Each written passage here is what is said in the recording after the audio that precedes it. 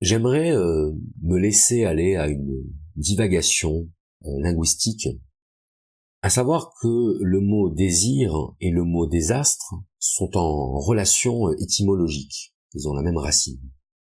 Le désir serait donc le désastre, mais le désastre ce serait littéralement la perte de l'astre, le désastre, la perte de l'astre. On sait que sur le plan chimique, l'homme est composé d'éléments provenant de projections stellaires, provenant d'étoiles. Ça, c'est pas quelque chose que j'invente, hein, vous pouvez le vérifier. Et ces éléments chimiques, qui sont à la base de l'être humain, ils ont donc une origine céleste. On sait que l'astre, en poésie, est souvent associé au paradis perdu, à l'origine. D'un point de vue chimique, l'homme vient des étoiles. D'un point de vue poétique, l'homme vient des étoiles.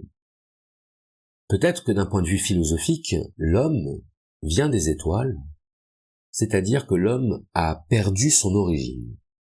Il a perdu son unité.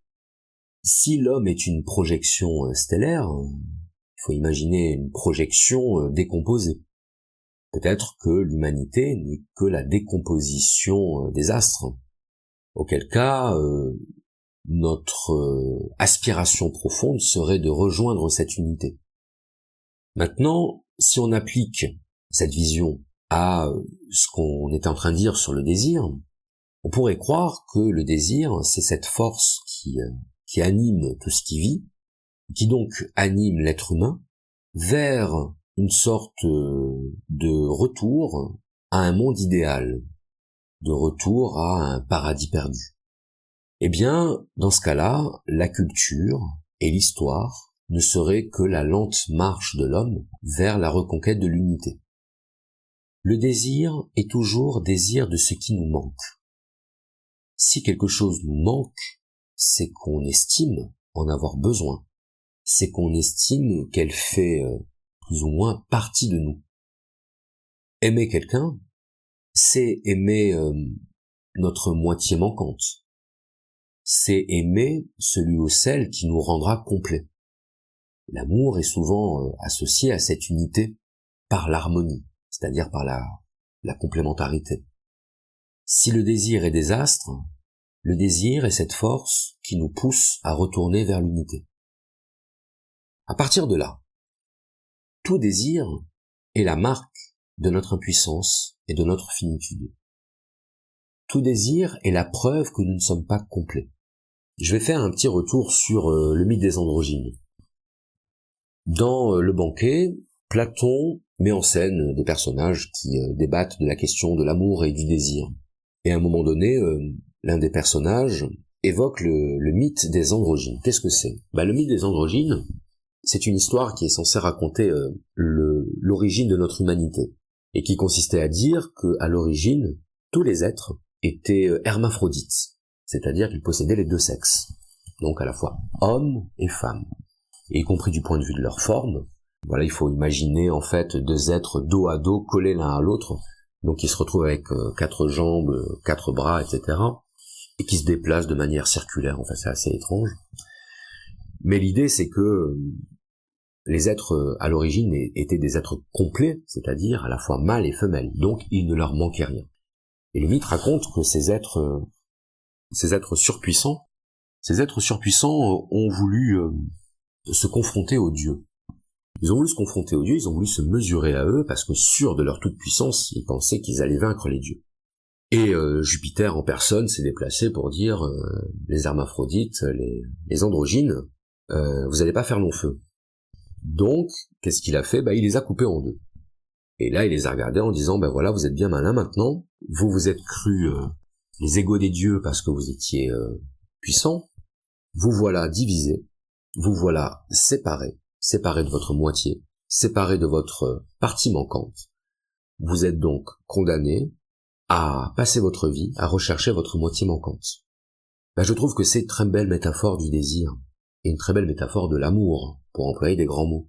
Parce que cette recherche de la partie manquante, cette recherche de l'alter ego, elle est à mon sens très très emblématique de ce que cherche à faire l'homme à travers l'histoire, qui est de rejoindre sa partie divine. Je n'emploie pas ce mot dans un sens religieux, donc je ne me pose pas la question de savoir si Dieu existe ou pas, je ne me pose peut-être même pas la question dans ces termes-là. Je prends acte du fait que pendant longtemps, les hommes ont déclaré être guidés par Dieu. Et si on prend leurs mots au sérieux, on s'aperçoit que c'est cohérent. C'est cohérent de construire des pyramides pour en faire des interfaces entre l'homme et Dieu. C'est cohérent de construire des cathédrales pour, là encore, créer des interfaces entre l'homme et Dieu. C'est cohérent de rechercher la formule mathématique qui permettra de comprendre les lois de l'expansion de l'univers.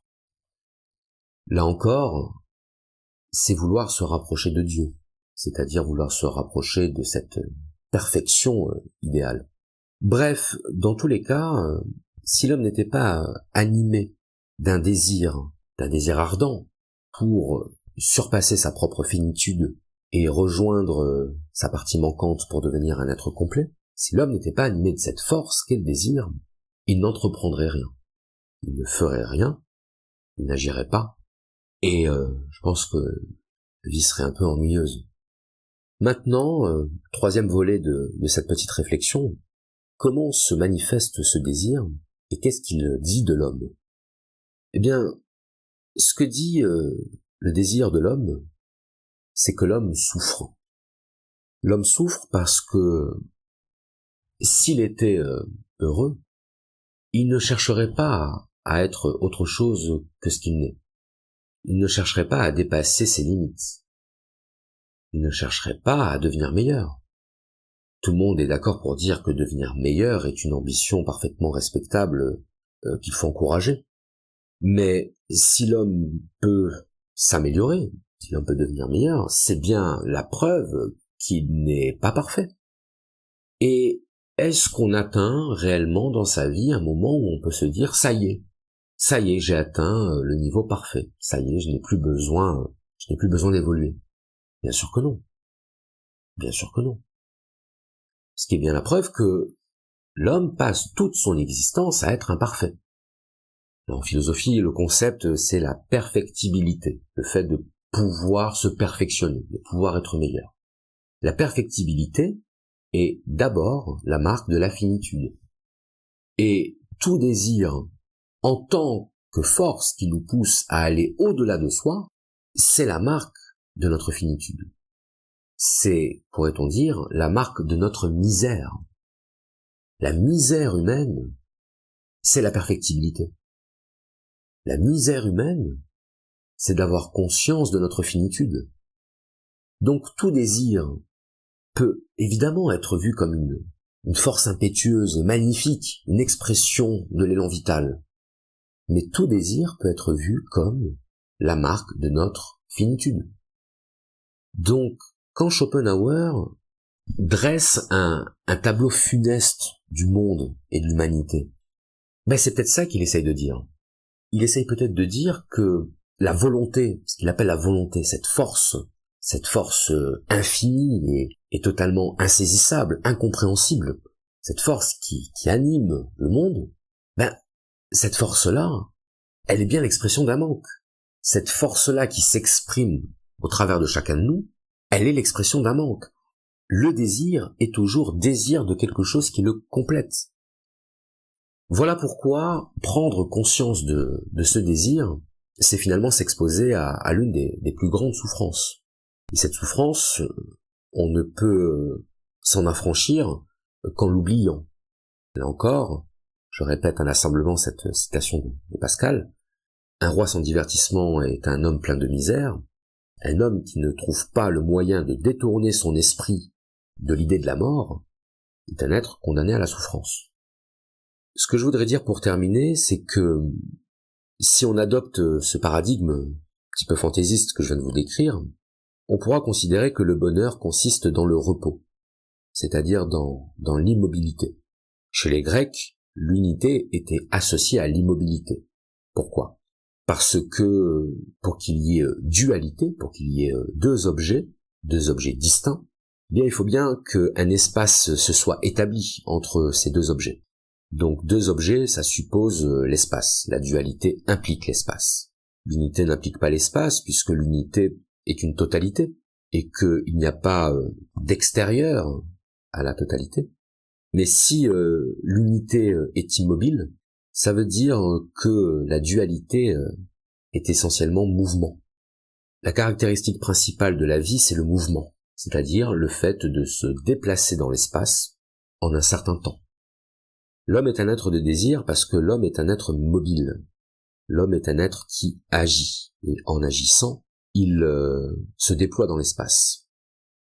Le symbole qui représente le mieux l'être humain, c'est la flèche. La flèche indique bien cette idée de mouvement, elle indique bien cette idée de commencement et de fin, elle indique bien cette idée de propagation de l'espace, autrement dit, elle indique bien toutes les caractéristiques du désir, c'est-à-dire, le désir, on l'a vu, est toujours désir de quelque chose, il instaure donc une dualité entre lui et son objet, il vise l'objet de manière à pouvoir se réunir à lui.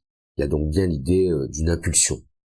Au contraire, le repos, l'immobilité pourrait être symbolisé par le cercle. On pourra rappeler à toutes fins utiles que le cercle, c'est la seule figure géométrique qui ne possède qu'un seul côté. Géométriquement, donc, le cercle peut représenter l'unité. Est-ce que l'homme ne serait pas une flèche cherchant à se resserrer sur elle-même pour former un cercle? L'homme, dans son développement historique, et y compris dans son développement individuel, on pourrait dire qu'il avance. Vous savez, cette expression, on avance dans la vie, l'histoire avance, et cette idée d'avancer, on peut la mettre en lien avec la flèche. Mais peut-être que cette avancée, peut-être que cette évolution a un terme. Ce terme, ce serait le retour au point de départ, sur le cercle. Le retour au point de départ lorsque la flèche aura parcouru toute la courbure du cercle pour finalement revenir au point de départ, un petit peu comme un globe-trotteur ferait le tour de la Terre pour revenir au point de départ. Mais est-il revenu au point de départ? Non, parce qu'il a avancé. Si bien que son point de départ est devenu son point d'arrivée. La différence, elle n'est pas géographique, elle n'est pas géométrique, elle est simplement liée à ce qui s'est passé entre-temps. Et entre-temps, on a parcouru le cercle. Parvenir au repos, à l'immobilité, parvenir à l'unité et à la vérité, c'est faire le tour du cercle, pour se rendre compte que on connaissait la réponse dès le départ, mais avec la conscience d'avoir parcouru quelque chose. Autrement dit, le point d'arrivée serait un peu le point de départ plus l'expérience. On peut peut-être voir toute l'histoire de l'homme sous cet angle, le désir étant la force qui pousse la flèche à aller de l'avant. Cette force ne se rend peut-être pas compte qu'elle est en train de former un cercle, c'est-à-dire qu'elle est en train de travailler au retour à l'unité.